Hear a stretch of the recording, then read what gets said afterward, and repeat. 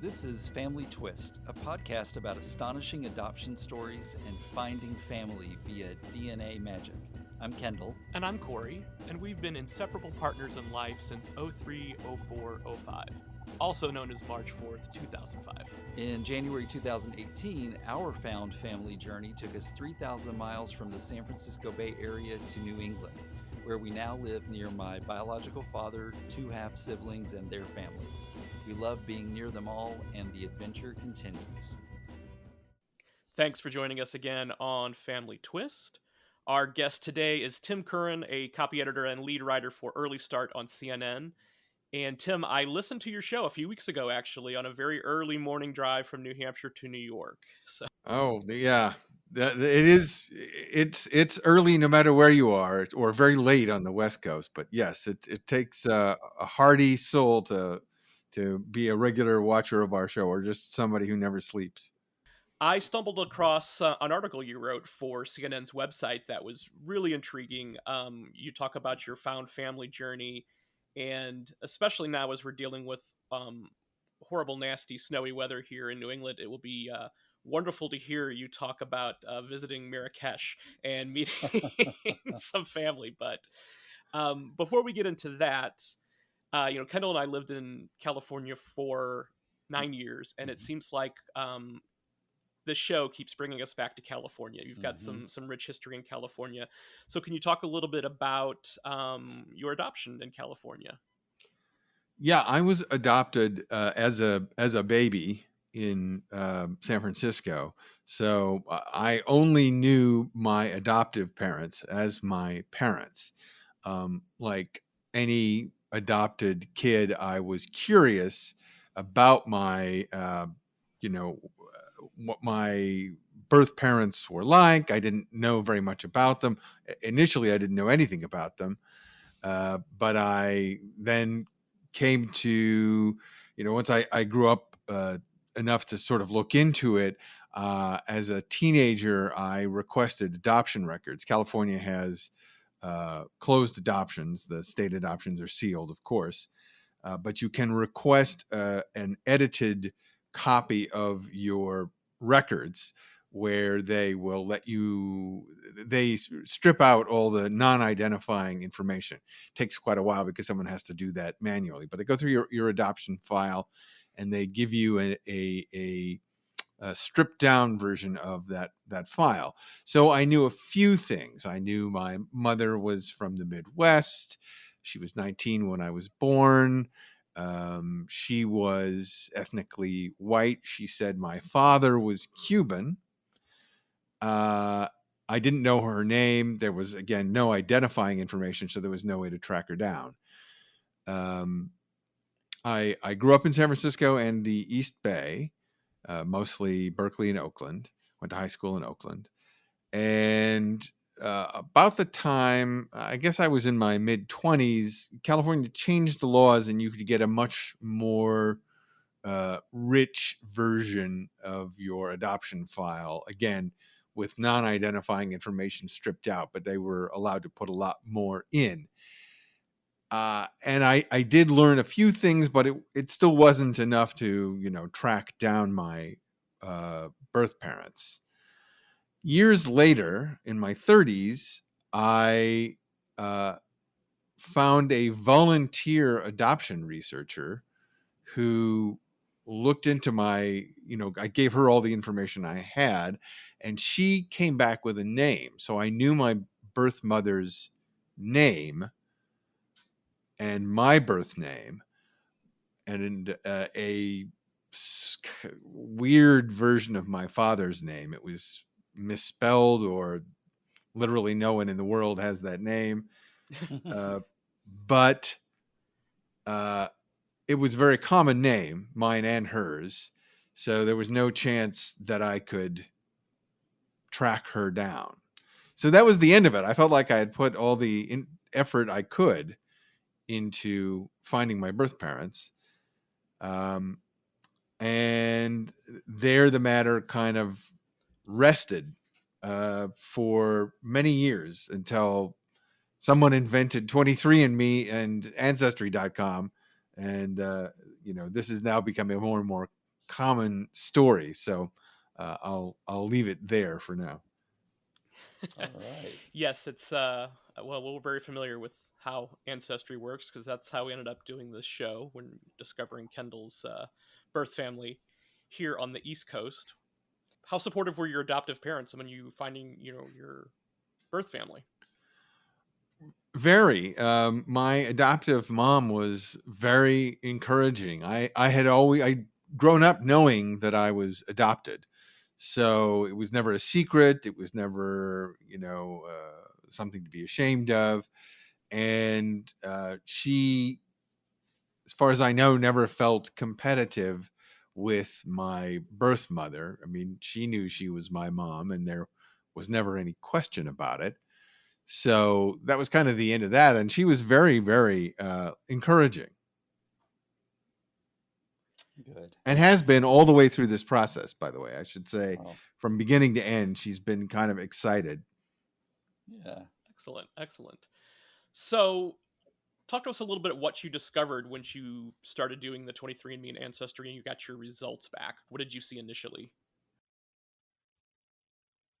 I hadn't even thought of 23andMe or getting my DNA analyzed until I started to do a family tree for my adoptive family. I was just curious and started plugging some names in, and there are some very unusual names on my adoptive family tree. So it wasn't very hard to start building an extremely elaborate, rich family tree. I, working on standing on the shoulders of other people who had previously done our family or parts of our family. I was able to go back into the 14th century. So it was very, very fascinating stuff. And that led me to, just kind of, it dawned on me one day that I could apply those same skills to finding my birth family. Um, the names alone, again, too common to be helpful even using Ancestry. So I did my DNA, and the first surprise, big surprise, was that I was not half Cuban on my father's side, but half Moroccan. That is to say, my father was clearly born in Morocco. So that kind of rocked my world. And for a while, I started to try to figure out, well, how could a Moroccan have come through Cuba or some? I came up with all kinds of cockamamie theories about how, to try and keep my mother's report to the state adoption agency, try to keep that true and correct. But it made no sense, really. And there were also a few very strong hits, DNA matches in Ancestry and also in 23andMe. But particularly on Ancestry's DNA service, I had a 25% match, which can only be your grandfather, your grandson, or a half sibling. Those are the only possibilities. My grandfather would be 130 some now, and my grandson doesn't exist because I have no children, so therefore it could only be a half sibling. And Wow. that person's name was Michael something. As you probably know, not everyone, but most people using these services put in usernames that are fanciful in some way. Their initials, or first initial, last name, or first name, last initial, or whatever, their dog's name. So it can be, Mm-hmm. you have to use a lot of speculation. The first thing I did, of course, was for people who were clearly close, my half brother and all these first cousins who popped up, several first cousins. naturally, I just reached out through the service.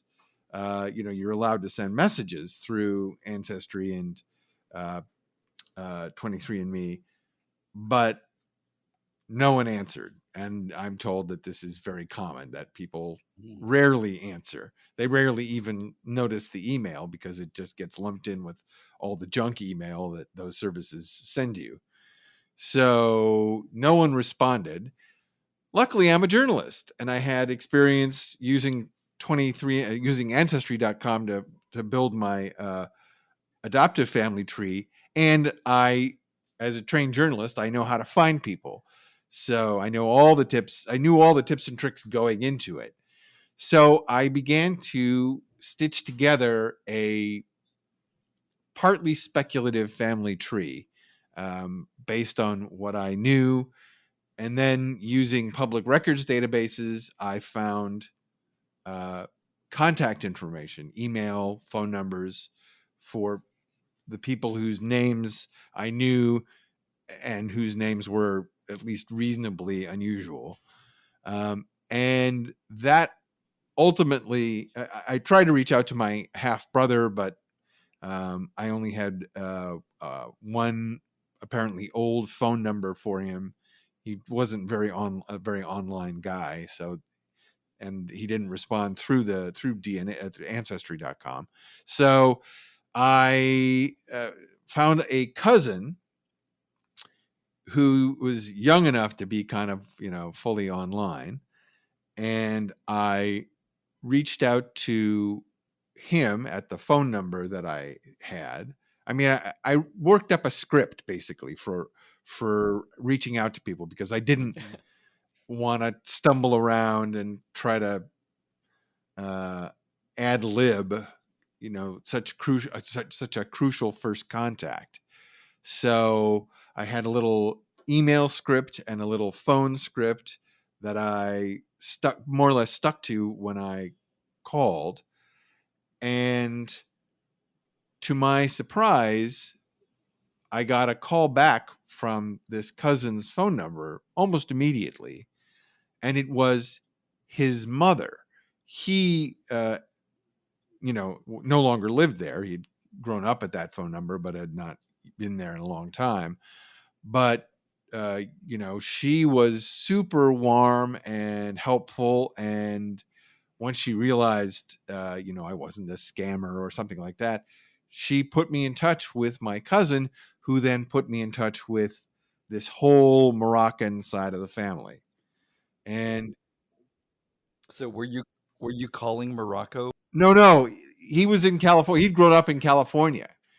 His mother was Belgian, so she was the ex-wife of my father's eldest brother. There was a whole long story about how she had fled in the middle of the night with her two kids because the laws being what they are in Morocco, favoring the father quite strongly, she knew that if she tried to divorce him, he'd get the kids. So they kind of fled in the middle of the night and wound up in California.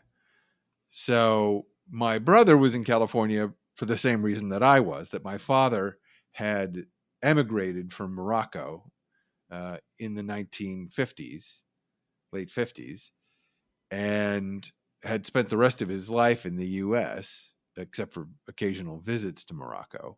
So my cousin, was not here for by that same route. His mother had sort of taken him and his sisters to California, but he had grown up a California boy. Mm-hmm. I didn't wind up speaking to Moroccan relatives until weeks later. And I'm guessing that none of this family had any idea that you existed. That is correct. The only people who knew I existed were my birth mother's little sister, and she only knew because my mother had reached out to her mother, my grandmother, for help when she discovered she was pregnant. And this little sister was still living at home, so she was kind of read in on the whole secret. But no one on my father's side knew I existed because he didn't know I existed, presumably.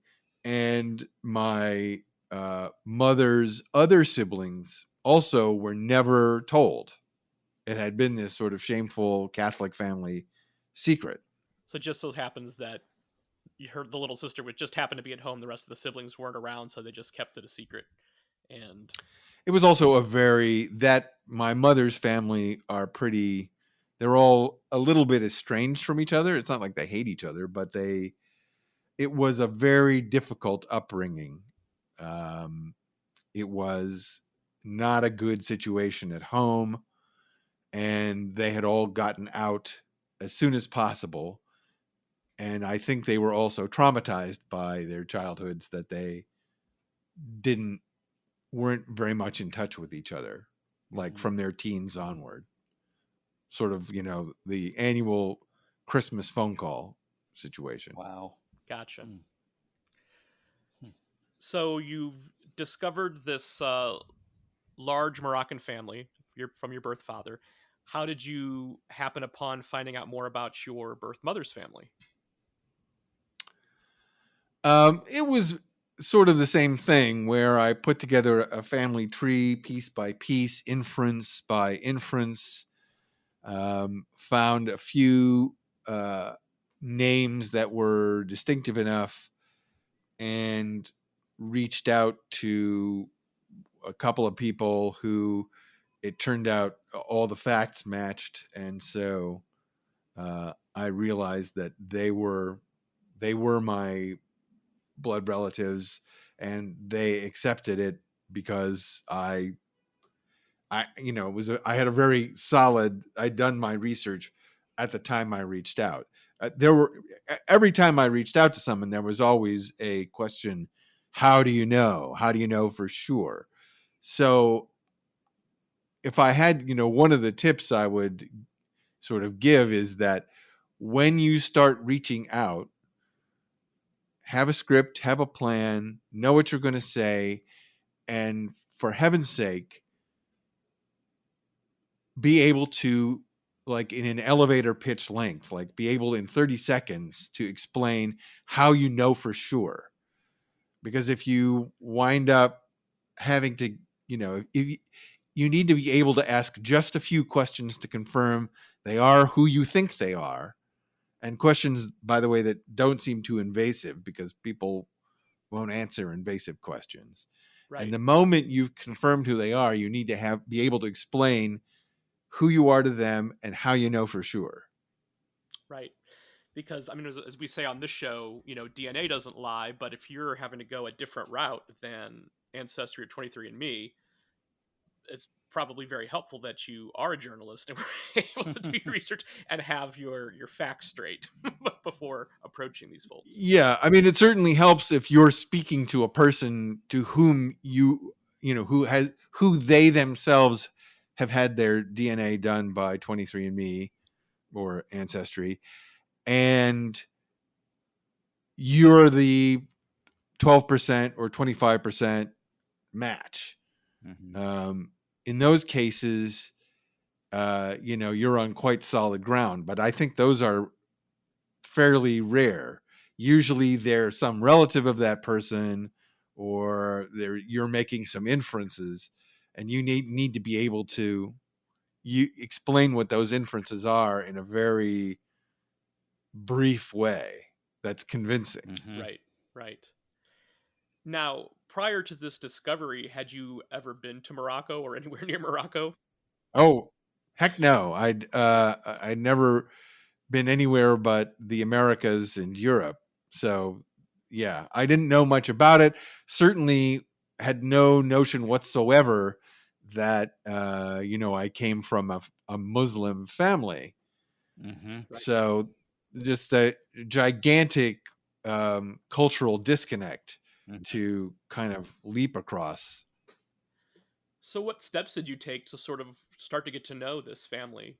Well, I had this cousin who was introduced me to my brother. My cousin had been born in Morocco, my brother, although born also in San Francisco, um, had visited, was connected to the Moroccan family. He was a legitimate child of my father. So he had always known he was Moroccan, had visited Morocco. And so between those two, they served as my bridge, my ambassadors to the family. My cousin in particular was helpful because he spoke French. The family speaks French. Um, and he was sort of more culturally competent, but they're very warm and welcoming, Moroccans in general and my family in particular. And they were, if my cousin believed I was a legitimate son of my father or illegitimate son of my father, that was good enough for them. My father, Larby, what was his name, was much beloved in the family. He was definitely the black sheep, the crazy uncle who had stepped on a plane in his early 20s and never looked back. And years later began visiting Morocco with, gifts from America and stuff. So they all loved him, and he was a very warm, kind, generous guy by everyone's account. By the way, that my cousin's mother, my step aunt, I guess you'd call her, um, one of the things she said was, I knew your father well, and he was a lovely, lovely man, super funny and kind and generous, also a terrible womanizer. So, it kind of made perfect sense that to all of them, that even though no one knew I existed, it was a surprise to no one that he had at least one illegitimate child roaming around in the world, and perhaps more. Yep. We joke about my biological father the same way. My half brother Chris and I always say that we think that every time we open Ancestry, we're going to find another sibling. It hasn't been that case, but it would not surprise any of us, No. or my dad. My brother told me that our father had once didn't speak about his romantic life apart from his mother, his ex, that is my father's ex-wife, my half brother's father. Apart from his relationship with her, he didn't speak much about his romantic life, except to say that don't be surprised if it turns out there's another sister in Las Vegas. Hey, so far, we don't know if that's, she hasn't turned up. We don't know if that's the case. But wow.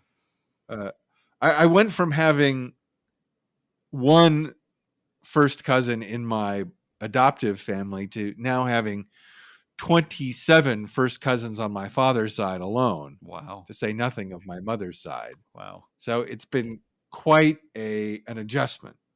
Sounds like a pretty exciting one too. I mean, can you talk to us a little bit about the impetus of the trip, of getting to meet the family in Morocco? From almost the very beginning, they, again, as I say, they were very welcoming. And so they immediately started sending me pictures of, old family photos of my father and his parents. And my family owns some houses by the beach near Casablanca, fairly well-to-do family of builders and architects. And so they started sending me pictures of the view from their back deck, which abuts directly on the Atlantic Ocean. I mean, like literally 10 meters from their back door is the Atlantic. It's crazy. So they started sending me these beautiful pictures of sunset over the Atlantic that summer. The whole family decamps from various places in Morocco and all around the world. There's a whole branch of the family in Paris. Again, Morocco is a French-speaking country. My family being well-to-do, they were all educated in Paris. Most of them returned to Morocco, but a certain number stayed behind in Paris. So they all started sending me these photos and saying, "You really must come and stay with us next summer at in our little beach compound in Wow. Darboisa near Casablanca." And of course, I was like, "Heck yeah, Yeah. sounds great! Get to meet you all in person, plus a summer or at least a couple weeks at the shore, and getting to know my father's birthplace." So of course I said yes, and the family has owned that property for years and years and years, since my father was in his early teens, like 12, 13, 14, something like that.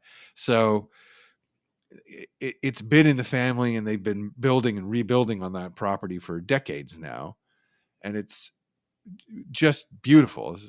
Just astounding. So yeah, I immediately jumped at the chance to see that, experience that, eat Moroccan food, dip my toe in Moroccan culture, and get to know all of them. And so I timed it, set it up so that I would be going with my cousin, the same cousin, my first point of contact. We set it all up so he and his wife, like, we landed at the airport within 20 minutes of each other. Wow. So he was literally my guide all the way through this experience of meeting the family, going to Darboza and all that. And then another cousin and her husband run a luxury travel company. So they set me up on a week-long tour of Fez and Marrakesh, so I could see other main cities in Morocco. And that was astounding. I recommend Wow. Lux Travel for everyone. Wow. So when was this? When did you get to do that? This was last summer. Okay. Wow. So still quite fresh. Quite fresh, Yeah. yes. And that was the impetus to write the piece for CNN.com. Right. Was what that experience was like. Well, what the whole experience has been like. A view of my whole, just getting your DNA done, how that can kind of launch you, no matter where you are in your life or what time you are in your life, launch you on this fantastic adventure that very often is unexpected. I think most people who get their DNA analyzed do it because they want to find out more about their ethnicity or their health conditions, or to confirm that great Aunt Sally was really great Aunt Sally, whatever. But they have no notion that they are connecting themselves to this whole infrastructure database that can have extremely unexpected consequences for pleasant or unpleasant. Very true. I mean, never did I think or assume that I had any connection to New England. And not only do I have lots of family here, but that's where I was conceived, and I never, because I was born in Arkansas, I never thought that I was conceived anywhere else. But just circumstances beyond a lot of people's control. Yeah, and not only that, but you don't even have to get your DNA done to wind up having people pop out of the woodwork, as I did for, like, most of my Moroccan and my father's and my mother's families. Most of them had not had their DNA done, but they're suddenly discovering that their sister had a child they knew nothing about, clearly out of wedlock. This Catholic girl, who was in a unwed mother's home in San Francisco, and my father, my half brother, is exactly 7 months older than me. Now you can do the math on that. Yep. And anyone can do the math on that and realize that that meant that while he had a girlfriend pregnant at home, 7 months pregnant, he was out meeting girls. Yep. Right. Now, luckily, as I said, everyone knew who he was. He knew who he was, and the whole family knew who he was, what kind of a guy he was, his finer qualities and maybe less wonderful qualities. And so it wasn't a surprise, but for a lot of families, it would be a surprise. It might be a surprise to you. So I would never discourage anyone from having their DNA analyzed, but I would say know what you're getting yourself into, and also be aware that the world we live in now, those surprises could come from any corner at any time. And if, for example, you gave a child up for adoption, the promises that were made to you that the state would keep that a secret are now inoperative. Mm-hmm. It's true. Those promises are no longer valid. Right. And if you had a child out of wedlock and put it up for adoption, there's nothing stopping that child from reaching out to you. Surprise. Right. Yeah. Yes. Yeah. And, I'm sure people that never dreamt that DNA was going to be, part of the equation are probably, some people are probably resentful if they're the people who wanted to keep it a secret, and just the way it is, it's, and as an adoptee, of course, I'm very happy that it turned out the way that it did. Yeah, and I have a very realistic view of this, which is that if not for secret sealed state adoptions, there's a good chance I would never have been born. Right. So, thank goodness that the state promised to keep a secret, and I'm sorry that that secret's no longer operative. I tried to be as gentle, oblique, sensitive as I could be when I was reaching out, but it wasn't going to stop me from reaching out. Right. I am completely with you.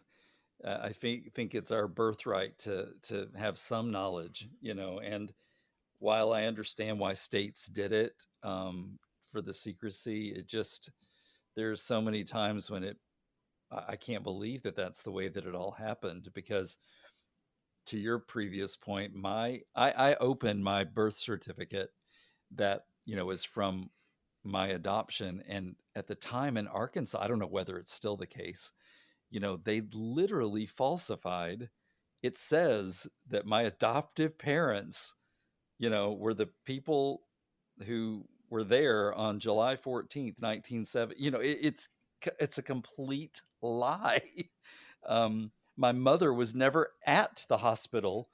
My adoptive mother was never in the hospital, never stepped foot in the hospital where it says that she gave birth to me. It's insane to me that is even, I'd rather have a blank birth certificate than one that just lies. I knew that they were lies, and I accepted it, early on, but it was just bizarre to me that was ethical.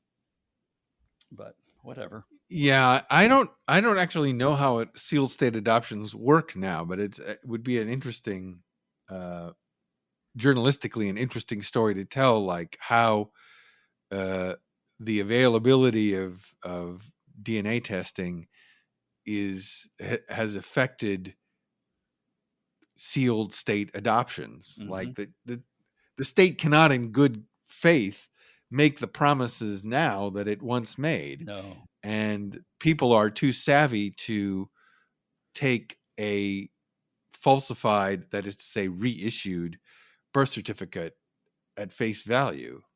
Mm-hmm. Right. I mean, because you open mine and, it's got the seal. You know what I'm saying? It doesn't, there's no indication. There's no indication on my birth certificate, my reissued birth certificate, that it's anything but the first legitimate birth certificate, right? Which was in those days, at least, to enable parents to keep the secret from the child forever. Mm-hmm. That that the child was adopted, which Right. by modern ethical standards, I just don't know how they justify it. But maybe Yeah. I I have no idea. Actually, it's a good question. Yeah. Yeah. That is kind of fascinating to me, that whole angle, because, thankfully, it sounds like you and I came from families where it was never a secret. And so it was never going to be hidden from us. But, think about all the people that still don't know that they should go on and look into DNA, because they have no assumption that they're living, under false pretenses. Well, I have a slightly different view on that, which is that people shouldn't ask the question if they are not ready to hear the answer. Mm-hmm. And I think Mm-hmm. it happens quite a bit that people get their DNA done, think they may have been adopted because they don't look like their parents or whatever, so they're curious and they want to confirm that they're their parents' children, and so they're not really ready to hear the answer. Mm-hmm. I think it's not uncommon for people to get DNA testing without really thinking it through. And so I am an advocate for thinking it through, thinking through all the consequences, all the good and bad news that you might hear, and really examining your heart, talking with your friends or your spiritual guide or whoever, uh, to be sure you're actually ready and the rest of your family are ready to learn the truth. Right. Right. It's a good point, because, Corey and I went into my situation hoping for the best, of course, and not on my mother's side, not getting that at all. And that's okay. But I never dreamt that I wouldn't 5 years later have some relationship with this woman. And I don't. And at this point, I don't even know if I care. I mean, of course, I care to some degree, but I feel like she's had 5 years and she's ignored me. And if she called me tomorrow, I'd listen to her. But my feelings are very different than they were 5 years ago about having, quote, found her. But oh well, you're Yeah, right. that is something I think that is very important when you go in search of your birth parents. And I was, at least I think I was, you have to be prepared for rejection. You have to be prepared for them not to welcome you with open arms. I couldn't have been more lucky in that, well, both of my birth parents were dead. My mother actually died during the process of searching for her, but Hmm. I never met her. Um, I don't know what their reactions would have been. By all accounts, they would have been welcoming.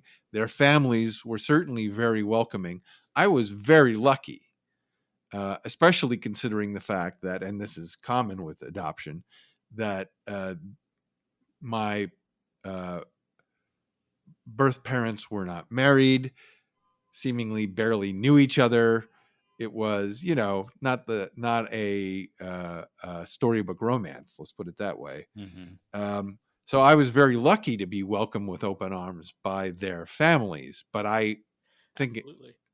a more common experience, a more expected experience would be to be rejected by them. And you better be ready for that.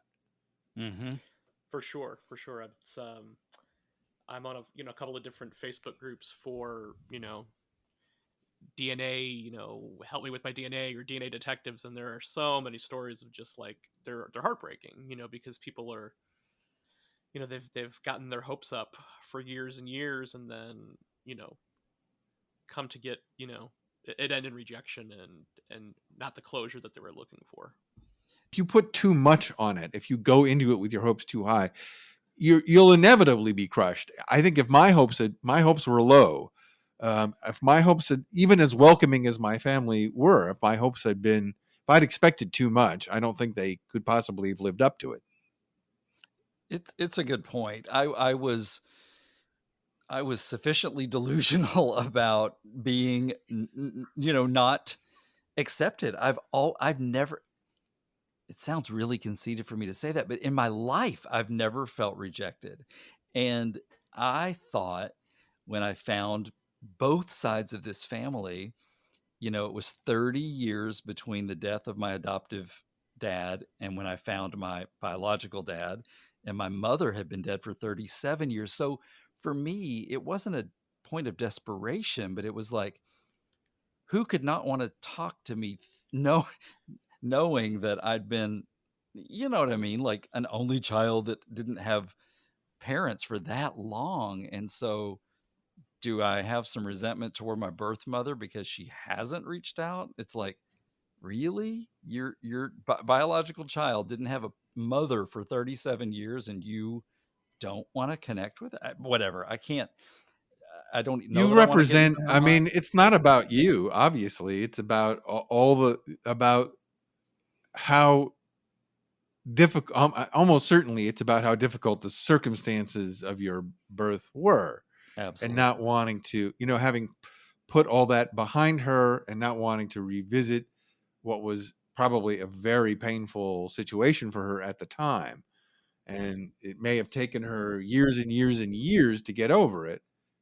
It's not about you. It's about that experience that you, for all intents and purposes, had nothing to do with. Right. Right. Yeah. You can't take it personally, is what I'm saying. Oh, I know. It's just hard not to, right? Like, Of you know, course. and I'm not good at rejection apparently. I'm not. I think Corey knows that wholeheartedly. I usually get my way, and I'm not bossy, but I usually do still get my way. And I feel like she needs to experience my charisma so that I can, try to prove, I'm teasing. I mean, at some level, but I do feel like, I'd like to have that shot, right? I'd like to get to prove, that I'm worthy to speak to. But you're right, Tim. She's still wallowing in this, 52-year-old mire that she was in, and can't Also, begin to under. like a lot of things in life, it's just out of your hands. Absolutely, absolutely. And I feel like I've put sort of undue pressure on both of her daughters, my half sisters, at various points in these 5 years to say, make it happen, make us talk. And that's not fair to them either, because that's their mother. They're trying to protect her um, There's as no good well. putting them in the And middle if you want to keep a relationship with them. right, exactly. And I've had to say that a few times. oh, yeah. And that's okay. I need to continue to be told. But it goes back to the, I'm kind of, oh, headstrong. Is that what you should say, Corey? Sure. Yeah, Sure. that's the kind diplomatic answer that Corey's going to agree to. Um, yeah, Yeah, I mean it's there's still some pain there for sure, yeah, but we'll just have to see what the future will bring. I mean, we're surprised, continually surprised about what life has thrown at us, and we've been able to take it and keep going. So who knows? Who Well, knows you've what turned will it happen? into your own great adventure with this podcast. yeah, Right, right. It's that in itself has been really rewarding. Just having to being able to have conversations with people like you. It's been is wonderfully rewarding. It's I'm an old school journalist too, and I've kind of shifted into the marketing side of things and not doing like the day to day journalism anymore. So being able to do this is like it keeps that part of me going. So which is exciting. yeah. And I mean, I get really emotional about lots of things, but Corey's exactly right. Hearing stories like yours, it just it just warms my heart. I mean, I love the experiences that you've gotten to have with your family. It's amazing. There's still a lot more to see and do. I want to go back to Morocco, maybe again this year to see. It's a big country, um, and it's kind of elongated, a bit like California, and so or Florida. So there's a lot of it that I haven't seen that I want to see. I have met pretty much all of my first cousins on both sides of the family. But um, for example, my mother was born in Des Moines, and her, I guess all of her siblings also born in Des Moines. They moved to California, San Diego, when she was young. But I actually would love to go to Iowa and kind of soak up what that's like, because the family goes back in Iowa for generations and generations. Amazing. Well, thinking about the fact that you definitely are still on this journey, we'd love to have you back to hear more about how that goes. Absolutely. And I am curious, how's your French coming along? Well, that's a good question. I started so as once became once it became clear that the family spoke French, my Moroccan family all spoke French. I started taking French online, and I made some decent progress. But it, like learning any language, it becomes progressively more difficult the further along you get. And I had not gotten as far as I really needed to be conversational by the time I went to Paris and Casablanca. But I kind of assumed, well, I don't need to worry too much about it because everyone my age and younger speaks English. And so, to the extent that I need to speak to the older generation, there'll always be someone around to translate. Well, it turned out that wasn't really the issue. The issue is that French is the language of the dinner table. All conversations, unless they were conducted for my benefit, were conducted in French. Thank God it wasn't Arabic, because Arabic is really hard to learn for an English speaker. Right. French, not so much, really. But they're just, people were nice enough to translate when I needed to hear something translated. And even my aunts and uncles, although their English is really shaky, they made an effort. And I made an effort to speak French, but I just was not there yet. So I wound up getting left out of a lot of conversations. Like, I was just sort of sitting there smiling dumbly while people would rattle on in French, and I was missing it all. So I have committed to getting myself to a conversational level by the next time I go, which hopefully will be this summer. But we'll see. We'll see how that goes. But that is my plan. Well, it's funny that French is the theme here, because our Corey's one of his cousins. We're really close with him. His name's Sean, and his girlfriend Michelle, and they moved to Switzerland this summer. And of course, most of their life is now speaking French. And so we too are trying to make some stabs at learning some, so that we can be proficient in their tiny, tiny village in the Alps. So we will see. Oh wow, yeah, that is that will be an interesting challenge. It is a little harder to learn a language when you get older. Not that I was any whiz at it when I was in my 20s either. I know. My Spanish is better than my French, I will say that much. Yep, me too. I was going to say I spent way too much time focused on Spanish and have forgotten what all I learned back then anyway. But excellent. Well, as Kendall said, we're looking forward to hearing more about your exciting journey as it unfolds, since it's kind of happening in real time. Yeah, sure. I'd be happy to talk to you anytime. Cool. Wonderful. Well, Tim, thanks so much for being on here and sharing your adventure. My pleasure. Thank you for asking me. Family Twist features original music from Cosmic Afterthoughts and is presented by Savoir Faire Marketing Communications.